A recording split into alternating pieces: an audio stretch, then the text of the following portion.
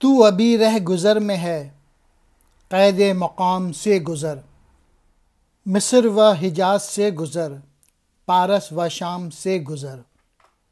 English کی ایک quotation ہے، success is a journey it is not a destination. Iqbal اس شعر میں کہہ رہے ہیں کہ تم اسٹرگل کرنے والے ہو اور کوئی منزل جو ہے وہ اس جگہ پہ ٹھہرنے کی ضرورت نہیں ہے، آگے بڑھتے رہو، ایک چیز حاصل ملے پھر دوسری چیز، تو آگے چیزیں مستقل حاصل کرتے رہو، اپنے آپ کو ڈیولپ کرتے رہو۔ جس کا عمل ہے بے غرض اس کی جزا کچھ اور ہے، حور و خیام سے گزر، بادہ و جام سے گزر۔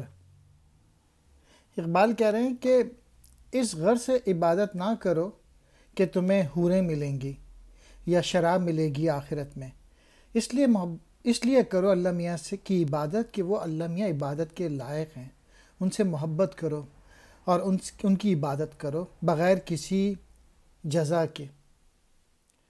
گرچہ ہے دلکشا بہت حسن فرنگ کی بہار، طائرک بلند بال دانا و دام سے گزر۔ اقبال کہہ رہے ہیں کہ یورپ کی جو تہذیب ہے وہ بہت دلکش نظر آتی ہے، بہت تو اس میں انسان جو ہے نا وہ پھنس سکتا ہے، تو اس لیے طائرک مینز اے پرندے اونچا اڑ اور ان کے دام میں نہ پھنس جانا، ان کے جال میں نہ پھنس جانا، اس چمک دمک میں نہ پھنس جانا، کیونکہ یہ چمک دمک جو ہے بہت ہی چھوٹی سی چیز ہے اور تم لوگوں کا مقصد جو ہے وہ بہت عظیم ہے، تم اس دنیا میں عظیم کام کرنے کے لیے آئے ہو، چمک دمک میں پھنسنے کے لیے نہیں آئے۔ کوہ شگاف تیری ضرب تجھ سے کشاد شرق و غرب، تیغ ہلال کی طرح عیش نیام سے گزر۔ اقبال کہہ رہے ہیں کہ جو مسلمان کی جو شگاف تھی وہ بہت ہی تیز تھی، بہت ہی زبردست تھی، اور تیری وجہ سے مشرق و مغرب میں اسلام پھیلا تھا۔ یورپ نے جو ترقی کی تھی وہ اسلام سے سیکھ کے کی تھی جب وہ ڈارک ایجز میں تھے۔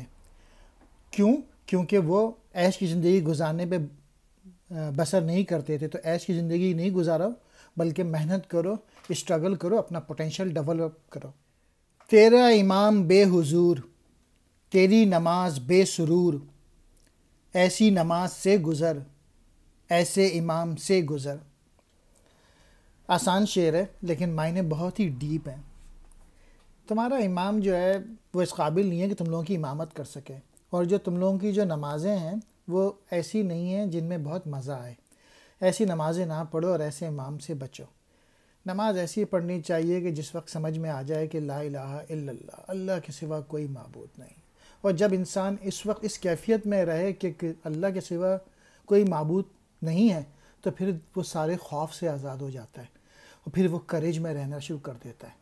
فیئرس، انوی، جیلسی، یہ سارے جو ایموشنس ہیں ان سے گزر جاتا ہے جب انسان کو یہ سمجھ میں آ جائے کہ اللہ جو ہے بس اسی سے ڈرنا چاہیے اور کسی سے نہیں ڈرنا چاہیے۔